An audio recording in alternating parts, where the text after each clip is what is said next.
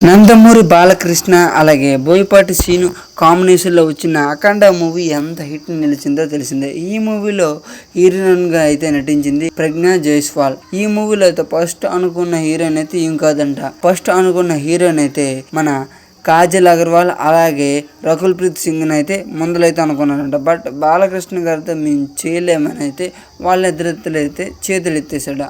అసలు విషయం ఏంటో అయితే ఈ వీడియోలో అయితే తెలుసుకుందాం.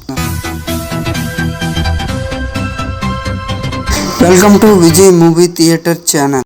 బోయపాటి శ్రీను గారు ఈ మూవీలో అయితే ముందు రకుల్ ప్రీత్ సింగ్ గారిని అయితే ఈ మూవీకి అయితే హీరోయిన్గా అయితే అనుకున్నారంట. బట్ అప్పట్లో మన రకుల్ ప్రీత్ సింగ్ గారు అయితే టాలీవుడ్ నుంచి అయితే బాలీవుడ్కి జంప్ అయ్యి అక్కడ మూవీస్ తీయడంతో అయితే బిజీగా ఉండడంతో అయితే ఈ మూవీని అయితే రిజెక్ట్ చేశారంట. అయినా ఒక మంచి బ్లాక్ బస్టర్ మూవీని అయితే చేతులారా చేజార్చుకుందని చెప్పాలి. ఆ తర్వాత అయితే మన బోయపాటి శ్రీను గారు ఇలా అయితే అవదని కాజల్ అగర్వాల్ దగ్గరికి వెళ్ళి స్టోరీ మొత్తం ఎక్స్ప్లెయిన్ చేశారంట.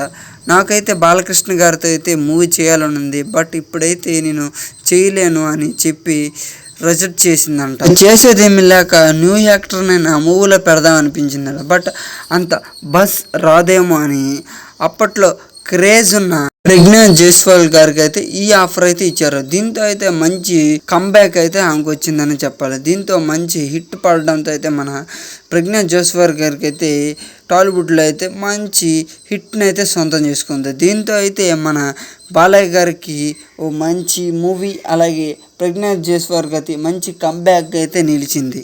ఇద్దరు స్టార్ హీరోస్ ఒక మంచి మూవీని అయితే మన బాలకృష్ణ గారితో కోల్పోయారు. ఎలాంటి మూవీ కానీ రకుల్ ప్రీత్ సింగ్ గారికైనా మన కాజల్ అగర్వాల్తో అయితే పడి ఉంటాం మాత్రం వేరే లెవెల్లో ఉన్నాము. ఈ వీడియో నచ్చినట్టు దయచేసి like and comment share subscribe చేయడం మర్చిపోకండి ఫ్రెండ్స్.